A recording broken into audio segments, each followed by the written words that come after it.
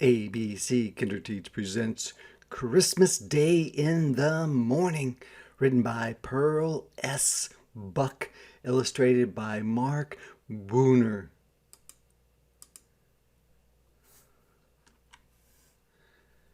He waked suddenly and completely. We're talking about this person right there. It was 4 o'clock in the morning, the hour at which his father had always called him to get up and help with the milking, getting the milk from the cows.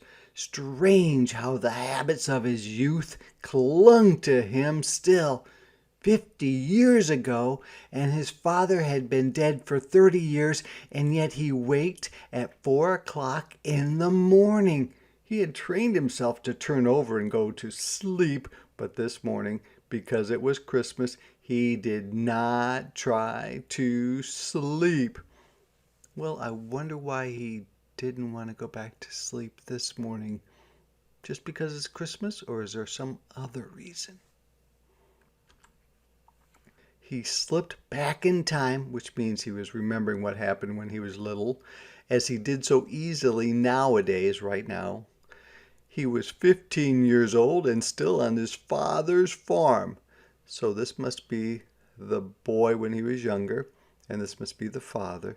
He loved his father. He had not known it until one day, a few days before Christmas, when he overheard what his father was saying to his mother. I wonder what the father was saying to the mother.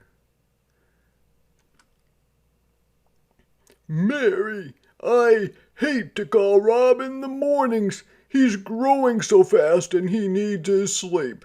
If you could see how he sleeps when I go in to wake him up, I wish I could manage alone. Do it by himself.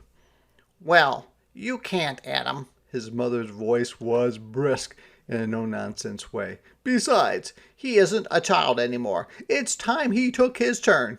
Yes, his father said slowly, but I sure do hate to wake him. When he heard these words, something in him woke. His father loved him. He had never thought of it before, taking for granted the tie of their blood, which means that they were related. Neither his father nor his mother talked about loving their children. They had no time for such things. There was always so much to do on a farm.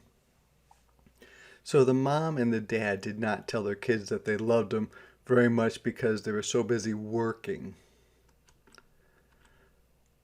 Now that he knew his father loved him, there would be no more loitering in the mornings, and loitering just means standing around doing nothing, and having to be called again. He got up after that, stumbling with sleep, and pulled on his clothes. His eyes shut tight, but he got up.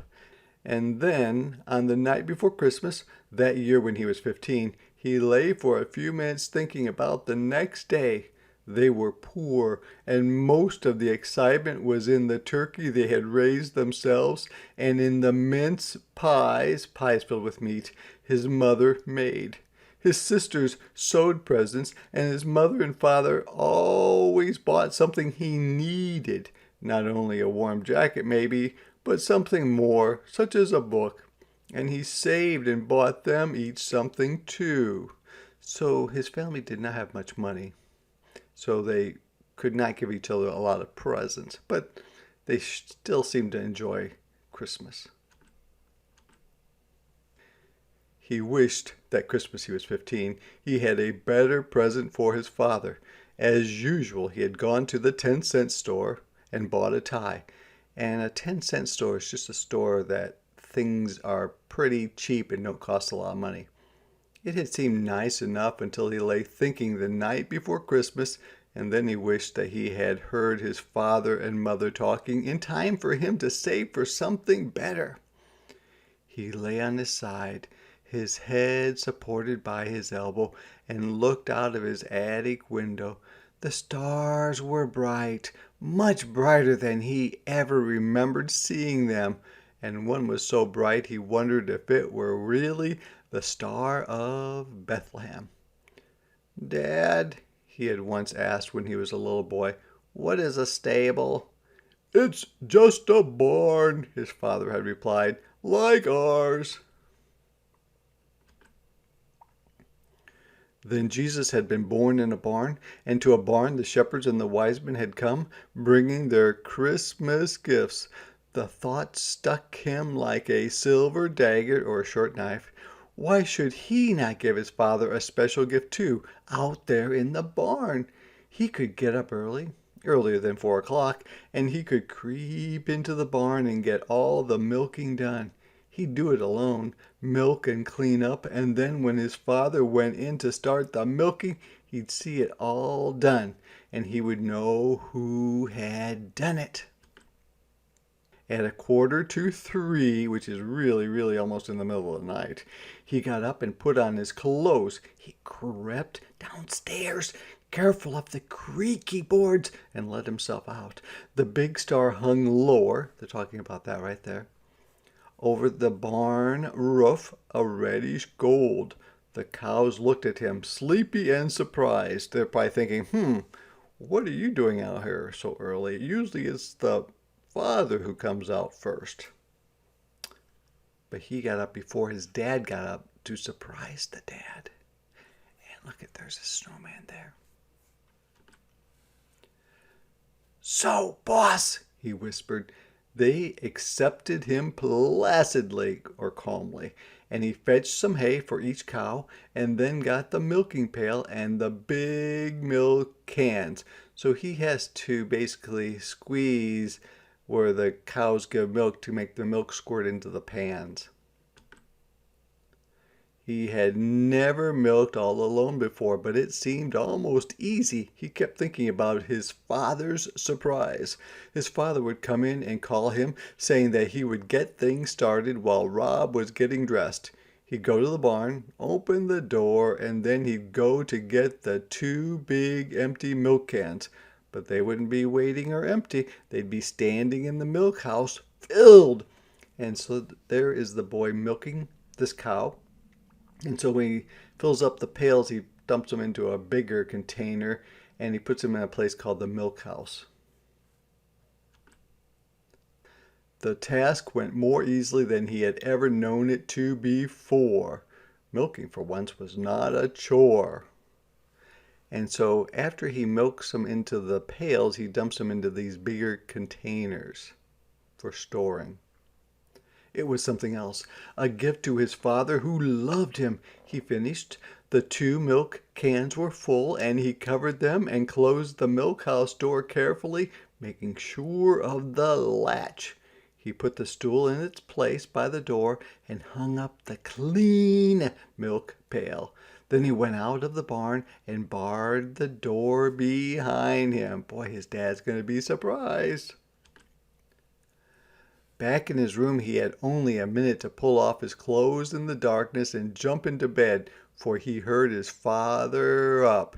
He put the covers over his head to silence his quick breathing. The door opened. Rob, His father called. we have to get up, son, even if it is Christmas.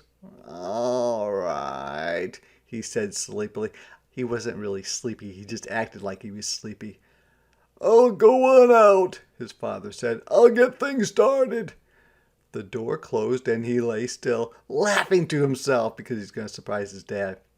In just a few minutes, his father would know. His dancing heart, which means it was beating really fast, was ready to jump from his body. The minutes were endless. 10, 15, he did not know how many, and he heard his father's footsteps again. The door opened and he lay still. Rob? Yes, Dad? His father was laughing, a queer sobbing, a loud and unusual crying sort of laugh. Thought you'd fool me, did you? His father was standing beside his bed, feeling for him, pulling away the cover. It's Christmas, Dad. He found his father and clutched him, or held tightly, in a great hug. He felt his father's arms go around him. It was dark and they could not see each other's faces. Son, I thank you. Nobody ever did a nicer thing. Oh, Dad, I want you to know I do want to be good. The words broke from him of their own will. He did not know what to say. His heart was bursting with love. "Well, I reckon I can go back to bed and sleep," his father said after a moment. "No hark." And so he's going to go back to sleep, but he's thinking, maybe not. I wonder why.